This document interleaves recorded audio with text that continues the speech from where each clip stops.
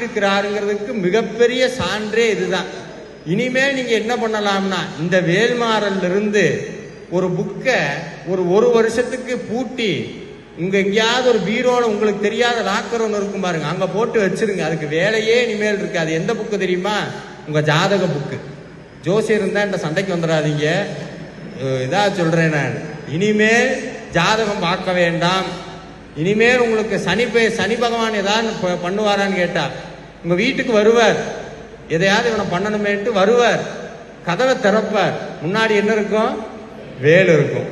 பயந்து போயிடுவார். ஐயோ வேற யார்கிட்ட வேணா வம்பு வச்சுக்கிறான், வேலை கும்பிட்றவங்க கிட்ட எக்காரணத்தை கொண்டு வம்பு வச்சுக்க கூடாது, நவக்கிரகம் போயிடும். ஏன்னா வேல்மாறல்ல ஒரு வரி வருது, துதிக்கும் அடியவர்க்கு ஒருவர் கெடுக்க இடர் நினைக்கின் அவர் குலத்தை முதல் அறக்கலையும் எனக்கும் ஓர் துணையாகும். அருணகிரிநாதருடைய வாக்கு.